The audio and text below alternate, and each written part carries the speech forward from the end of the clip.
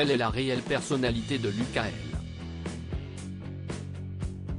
Le jeune homme de 21 ans qui a avoué aux enquêteurs avoir violé, tué et enterré Justine Vérac dans la nuit du samedi 22 au dimanche 23 octobre 2022.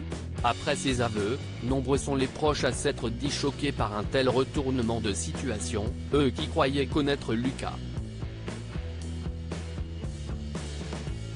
Dans un reportage de 7 à 8 diffusé ce dimanche 30 octobre et consacré à l'affaire, Jean-Marie, ancien maître de stage de Lucas, décrit un garçon studieux et volontaire. Ça m'a beaucoup surpris, si est un gamin que j'ai connu en stage, un gamin très bien qui ne demandait qu'à travailler, pas de soucis.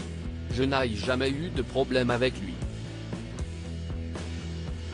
Je suis choqué parce que je n'aurais jamais cru ça de sa part. Un autre témoignage est venu néanmoins apporter un aspect un peu moins reluisant chez Lucas, la violence. Contactée par la rédaction de 7 à 8, une amie de Lucas L. a révélé le tempérament explosif du principal suspect de l'affaire. Fan de football, il jouait depuis des années dans le club de Béna, la ville où il habite, et gare à ceux contre qui son équipe perdait. Si est quelqu'un qui a du mal à gérer ses émotions quand on lui dit non. Quand il joue au foot, lorsqu'il perd un match, il peut se mettre en colère jusqu'à tabasser des joueurs de l'équipe adverse.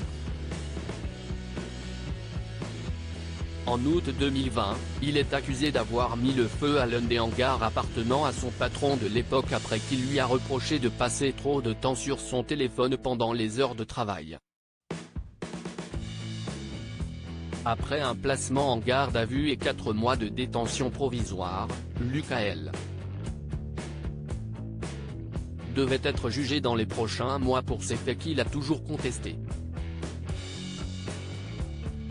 Depuis le jeudi 27 octobre, Lucas L. a été mis en examen pour viol, séquestration et meurtre et placé en détention provisoire après être passé aux aveux. Le déroulé précis de la soirée et les circonstances du passage à l'âge restent encore à déterminer en raison des multiples témoignages recueillis par les enquêteurs.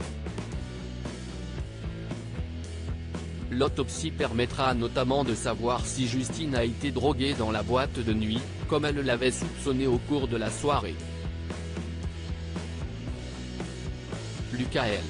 reste présumé innocent des faits qui lui sont reprochés jusqu'à la clôture définitive du dossier.